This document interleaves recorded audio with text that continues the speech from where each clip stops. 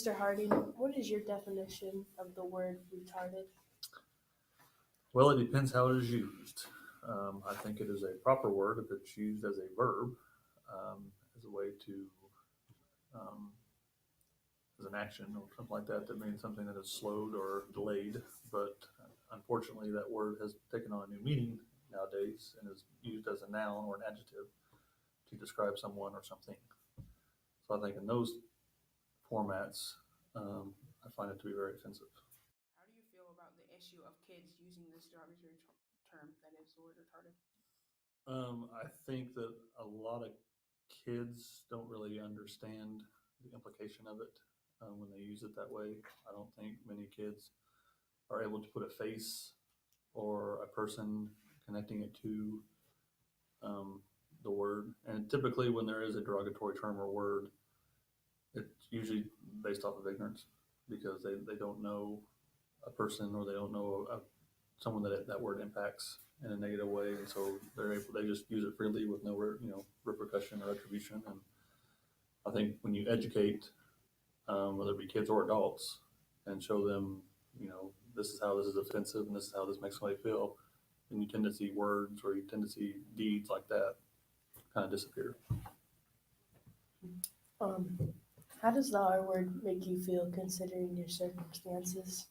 Um, Frustrating from a standpoint that any kid that has or adult for that matter, that has a physical or mental um, deficiency did not ask for it. It's not something they can fix or change. Um, and so when you're attacking something about someone that they can not fix or change, to me, that's about as low as you can get.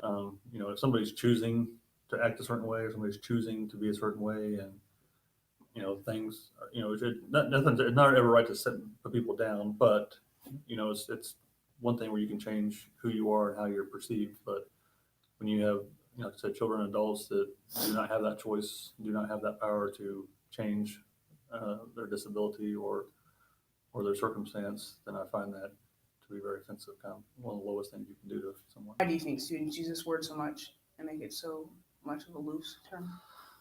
Like I said, it goes back to ignorance.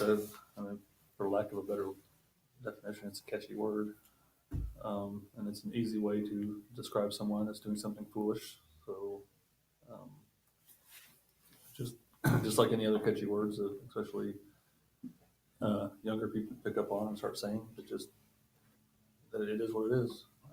Unfortunately, like I said, a lot of young people don't understand the ramifications of it, especially when years ago that term mental retardation was an actual medical diagnosis for a child or adult. So when you take that and then people start using that, even though they're using it in a derogatory way, it's still a medical diagnosis. So they feel justified in saying it because it actually is something relevant in a natural diagnosis of someone. But when you're using it in a derogatory term, using someone's disability to put somebody else down, to me, that's kind of where it causes the line to be offensive.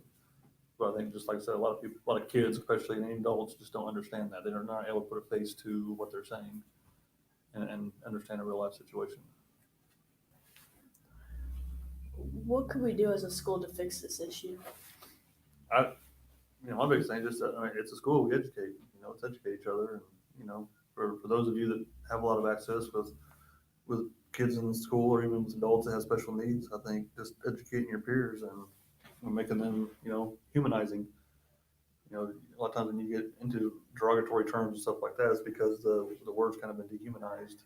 And, anytime you can humanize a derogatory word like that, make people understand that that's really offensive, and, what adults and children with special needs can do and produce for the society. I think it's huge. And so it's just being strong enough to, if somebody's saying that and using that word loosely, is to kind of just have a conversation with them and say, hey, I don't like the way you're using that because I got friends down there. And then not that being an offensive way, you don't want to fight fire with fire. But it's more just educating people and saying, that's dehumanizing a friend of mine, and I don't like that. So there's better words to use than that word. ignorant can be used because, I mean, you're acting ignorant. So here's how normal people act, and you're acting ignorant because you haven't taught yourself through that, you know. And ignorant isn't describing a classification of people. I mean, ignorant is just everybody can be ignorant on a situation. What do you think? What do you wish that people like knew about this like About word students. before they said it? Um, Kind of like same thing, like I said, just knowing that there's a group of people out there that want nothing more than to be accepted and to fit in and to and they need help, but at the same time they want to be part of everything. You know, probably the best part of Hayden's day is third hour when you get to go to PE and play ball and walk around and kind of mingle with everybody else. And that's my favorite hour of the day. Yep. So I think that those are huge things where, you know, there's a lot of kids that just want to be like everybody else. And so I think it's our job as a society to make those people feel as included as possible in all ways, shapes, and forms. You know, and obviously Hayden can't go out and play a football game, obviously, but there's so many things we can figure out for him to do to be a part of things and to be included that can help, I think, humanize um, that section of people that struggle with that. That a lot of times feel very isolated from the world because they are purposely isolated at times. It is.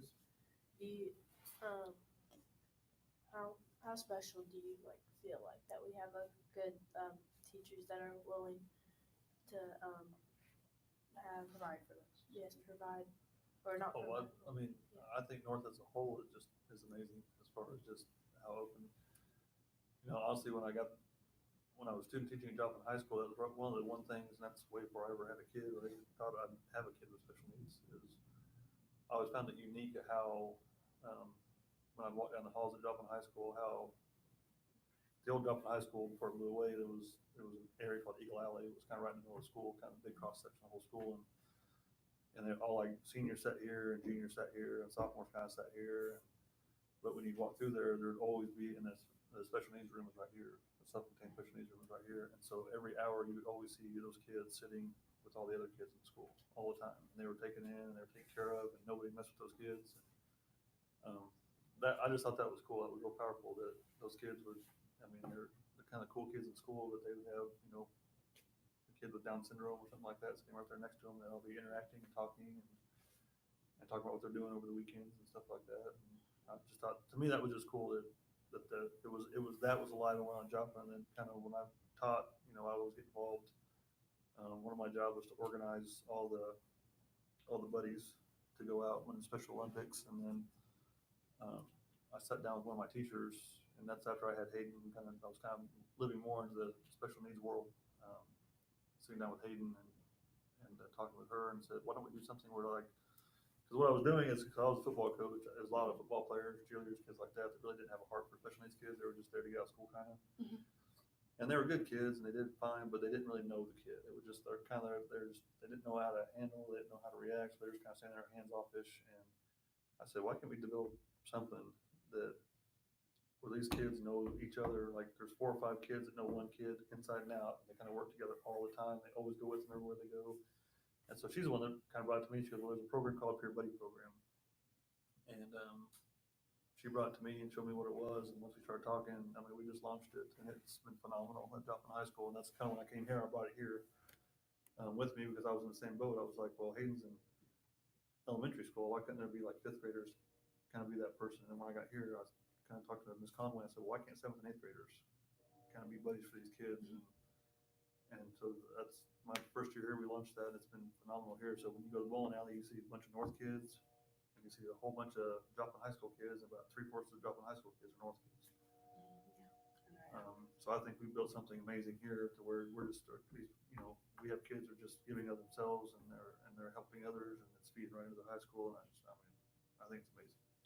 Last year too, my favorite was Davion, and I even know we didn't really have a personal like relationship or anything, so it was a little weird the first season. I definitely built a connection with Davion, and now we're friends, and I talk to him every third hour, and I think that program really helps to build and give a more and it helps you. It helps educate you, knowing how to communicate and a realization of what their struggles are and what they have to go through, and how their personalities are just like us, even though they might have a little more struggles.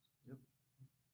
power of it. It's them. It's education. Like I said, you get more people and peer buddies and more people involved and get those kids out more, then you're gonna see you'll see a change. Actually, you'll probably see that word just disappear. People won't use it because now they're able to put a face to what they're saying. Yeah.